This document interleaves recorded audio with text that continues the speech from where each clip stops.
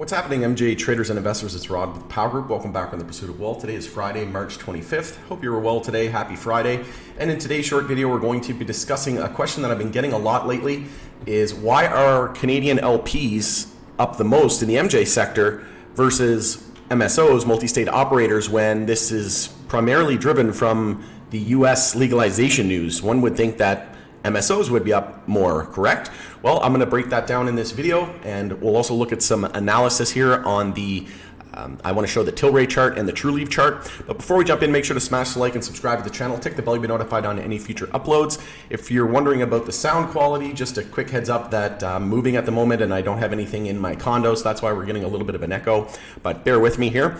So there was an article here from Yahoo Finance, bears pinched in Tilray-led pot stock rally on legalization hopes. And there was an article from the High Times today, House of Representatives, and this is basically being covered everywhere now. House of Representatives expected to vote on the MORE Act next week, and we knew that April was likely going to see progress on U.S. legalization, and not uncommon for it to be a buy the rumor, sell the news type of deal. Of course, they run it a couple weeks before April when everybody's anticipating April to be a bullish month. So that was to be expected, in my opinion, and that's why I'd rather be early to the party near the end of a bear market then try to time the market. Basically, time in the market is better than timing the market, in my opinion. Not financial advice. This is for entertainment purposes only. But I want to highlight one of the main reasons as to why LPs are up more than MSOs is because of volume. And let's just take a look at the Tilray volume. This is absolutely mind-boggling. The highest volume in one single day ever on Tilray. You can see here the previous record was at 216 million. Let me just bring that up. At 216 million. And so far today, we're at 254 million shares traded on Tilray. We'll bring up the calculator here, and I'll show you how I got to that calculation. So we have 254 million. The high of the day was at 857. So we go over here, 857. And the low of the day was at 725. So we'll add that on. And we'll divide it by 2 to get the average share price for the day. And we times that by 254 million. Keep in mind, we still got a little over a half an hour before the end of the close. 254 million shares times an average of $7.91 is over $2 billion traded on Tilray today. That is huge, right? And that is because they're on the NYSE and the NASDAQ on US major exchanges, so institutional money can play around. So that is why we're up on US legalization news. I've been saying, this isn't new, I've been saying this for months and months and months now, that I have more MSOs in my portfolio than I have LPs, but I have less dollars invested in MSOs versus LPs. I have less LPs in my portfolio, but I have more money dollar-wise in LPs than I do MSOs. And again, that's because of volume. And until we see uplisting in safe banking, or we see the American companies uplist to the NYSE or the NASDAQ, I'm going to continue to have more money into LPs. So that is why we're seeing that. And just for some context, we'll go here to TrueLeaf. You can see here there's 446,000 shares traded today. So we'll calculate the average share price. So the high of the day today was $27.95. So we do $27.95 plus the low of the day, which was at $25.18, divided by 2 gives us $26.56. And like I said, we times that by the daily volume of shares, which is 446,000.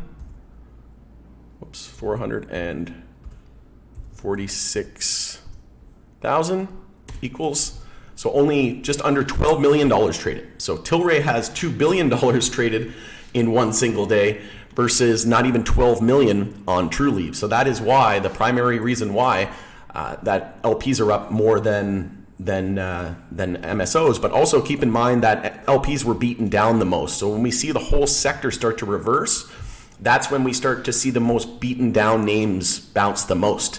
And that's why I think we're not seeing retailers bounce right now, because retailers haven't been beaten down as much. And that's why we're not seeing US MJ. There's also some news that New Jersey was delaying rec sales, and also New Mexico, I think, was having a setback as well. But just taking a look at Trulieve, we could even see a monthly EMA 12 and 26 bear cross here on the EMAs. And if that happens, we could see a lot more downside here. Entirely possible. But again, this is why I'm focusing on LPs more until we see uplisting and we see, banks and financial institutions able to really open up the floodgates and pour the money into the sector. And we didn't even hit an all-time high on Tilray, right? So we're beaten down. And like I said, access to major liquidity and volume on U.S.